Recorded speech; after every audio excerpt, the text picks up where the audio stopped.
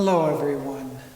This is a very important time of the year for all people at Ananda because we're celebrating Swami Kriyananda's meeting with Master.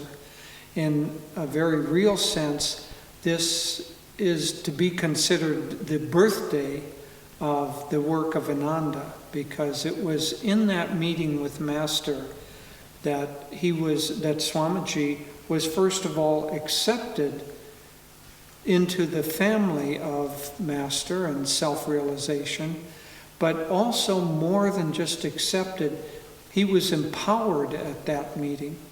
Many of you have probably read the stories, but just to recount it very briefly, Swami in New York was at the end of a desperate search throughout his childhood for meaning in life, and finally especially for somehow to have contact with wisdom and with some higher guidance, because he just didn't feel that he had been able to find that anywhere in the world.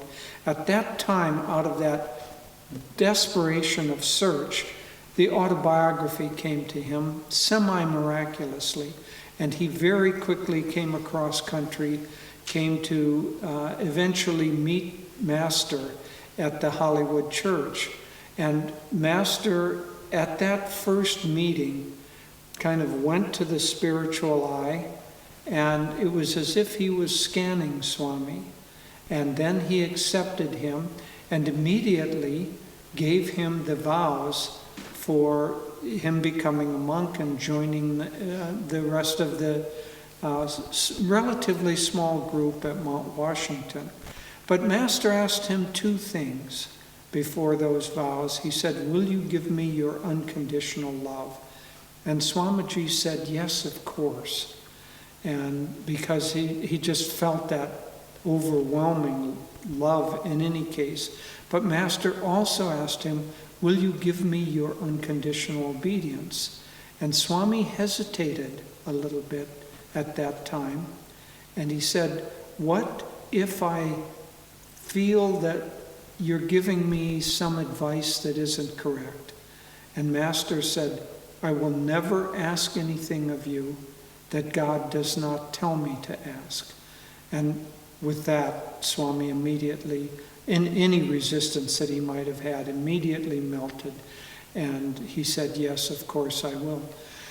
Those two vows, in a sense, or those two questions, form the heart of not only Swamiji's search for God, but everyone's search for God. Imagine that this is not now just a meeting between Swami and Master, but it's a meeting between you and Master, or you and whatever form of God that you hold most dear. And that form of God asks you, "Will you give me your unconditional love?" Now, when a person can truly answer that and say yes, then already really the game is over, because that unconditional love is a magnet that will bring us to divine realization, because love is the power of attraction, the power that brings two things together. In this case, brings the soul into unity with the divine, with God. And so that power, once we willingly accept it, that power becomes extremely powerful in our lives. But then we also need to have guidance along the path, because, as Master put it, theoretically we have free will, but in reality that free will has already been given away to desires of this world, to old past habits and tendencies, the samskars that we bring from past lives, and so on. So we don't really have that free will under our control, and therefore we need guidance. Well, on this day, above all, Swamiji, on behalf of everything that was going to later be manifested as Ananda, took those vows on your behalf, on my behalf, on behalf of countless thousands and millions of people who will be affected by this beautiful ray. So this lovely celebration of our spiritual birthday is a very precious and very sacred day. It would be very good to meditate, to get inside yourself, and to offer your unconditional love and your obedience to the divine. God bless you. Hello. I'm also so happy to share some thoughts of inspiration that have come to me for September 12th, Swamiji's spiritual anniversary. You know, he met Master in 1948, so this year marks the 67th anniversary of them, that moment where Swamiji found himself once again at Master's feet. As Master said in Autobiography of a Yogi, when he met Sri Yukteswar and would come to his ashram, this was not the first dawn to find me at my Guru's feet. And I think similarly for Swamiji, this lifetime was not the first lifetime. In fact, may have been the culmination of many, many lifetimes of the Guru, of Master, lovingly, patiently, wisely, freeing the soul from all limitations to achieve final freedom, as I feel deeply in my heart Swamiji did. Towards the end of his life, Swami said to many of us, and as you know, his was a life of tremendous accomplishments, but he said, all I want to be remembered for is that I was a good disciple. So let us consider for a moment what were the hallmarks of Swamiji's discipleship, because in considering these, we can model our own life and our own discipleship, our own path to freedom. I think first and foremost was the complete surrender of his life to Master. From the moment he read Autobiography, knelt at Master's feet a few days later, received his blessings and his acceptance into Master's spiritual family as a disciple. From that moment, I believe every thought, every action that he had was always, always, how can I serve my Guru? How can I love him better? How can I please him? How can I be more in attunement with him? So that unceasing movement of the consciousness towards the Guru and making that the priority above all other things.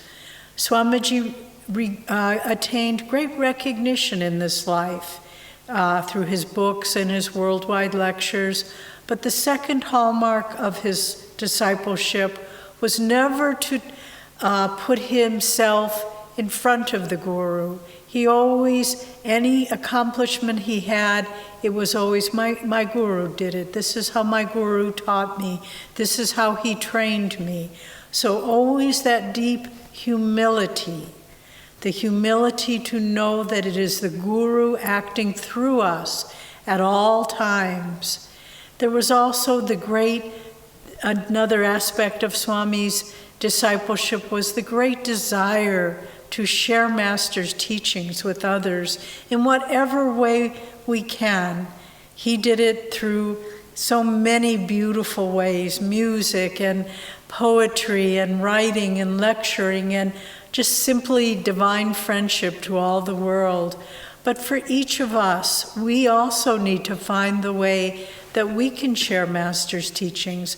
Maybe it's just to a smile to a stranger. Maybe it's giving a book to a friend who you think this might help them. But whatever it is, to be constantly looking for ways that we can share Master's teachings with others, and whenever we see someone in need. Another hallmark of Swami's discipleship was his ever expansive attitude towards doing more and better when in every way, in his outward service and in his inner attunement. So never to accept complacency. I've done enough. In my early years at Ananda, I didn't understand this, and I would do a project and think it's good enough. And a number of times Swami corrected me because he saw I hadn't brought it to the best that I could do. And so always look at everything we do and never say, oh, well, it's good enough, but say, is this the best that I can do? And then put out the energy to make that happen.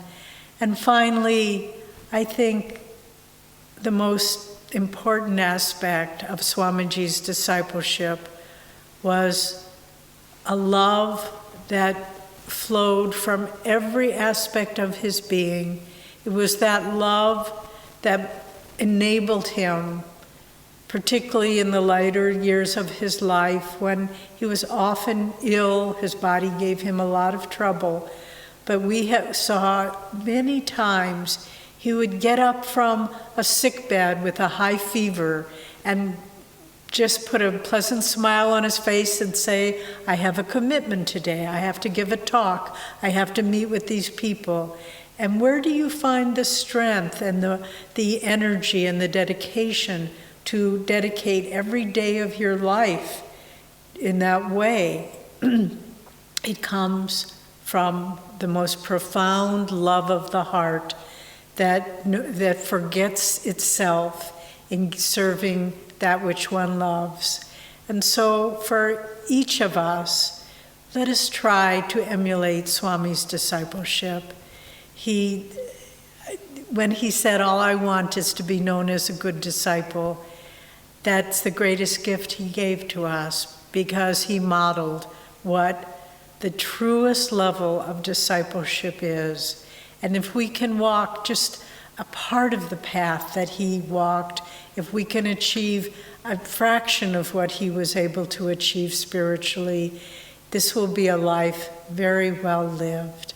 So let's try on this day and on the days surrounding September 12th, to meditate on Swamiji's discipleship and find how we ourselves can perfect our own lives until we too, when God ordains it is the right moment, we too can be freed completely in God.